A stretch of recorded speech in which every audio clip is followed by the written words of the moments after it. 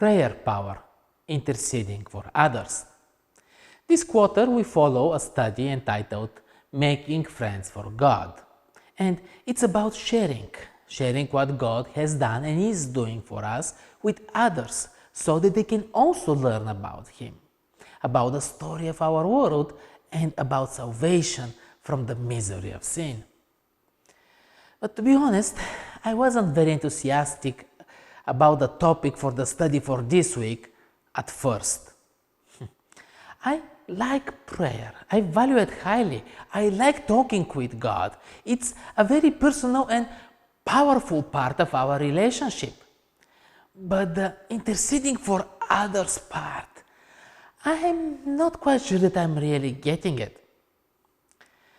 I pray for friends, for family. When someone says that he needs prayer, I pray.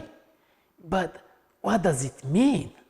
Are we trying to get enough votes for God to change His mind? Isn't He already willing to do the best for us anyway? Is this becoming some sort of spiritual exercise and meditation where we are trying to achieve something by mastering prayer? None of this seems right to me.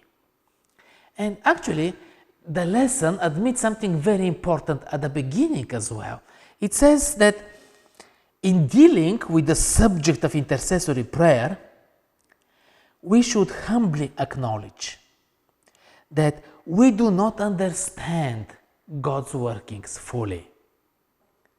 With all this said, though, after going through the study, I actually find the lesson to provide a very helpful and important perspective.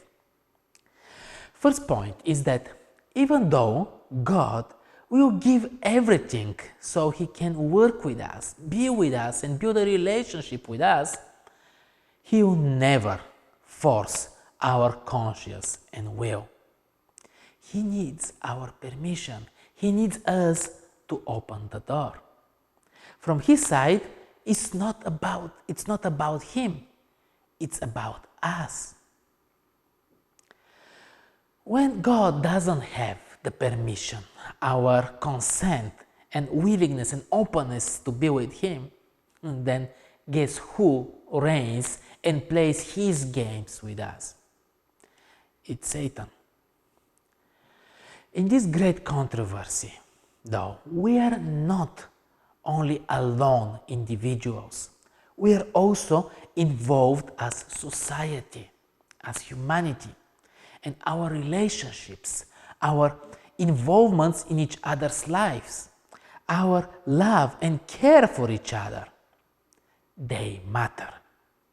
When we pray for each other, when we intercede for each other, we don't just cast a vote or sign a petition. We lift our heart, our soul, our love and care, our relationship, and we testify between God and Satan. We stand for those of us who need our support, and we ask God to intervene and to push Satan back. This is what Jesus did when He was among us. He interceded for us. When healing the sick, feeding the hungry, restoring life, this wasn't magic.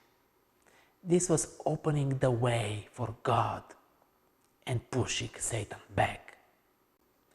Jesus prayed for Peter. Peter was still Peter. He still denounced Jesus. But Jesus prayed that his faith doesn't fail, that he returns to God and strengthens his brothers. Paul was constantly praying about the people that he ministered to, about the Ephesians, the Philippians, for all of them, and he even wrote his prayers to them in his letters. Daniel prayed for his people. He interceded for them after 70 years of exile. And it had a big impact on the fierce battle between the prince of Persia, the prince of this world, Satan, and Michael, representing Jesus. We don't know how things work in this domain. It's the domain of faith. But it's certain that we do matter in each other's lives, and that our stand, our testimony, our interceding matters and opens ways for God to intervene. But the lesson points, though, that such prayer is focused and specific. It's not vague, and it shows our involvement and participation. Do you have family, children, parents, brothers and sisters that you hurt for? Do you have friends, neighbors, co-workers that struggle and that you struggle with? We need to pray for each other, to intercede for each other, as we really mean it, as we are really involved.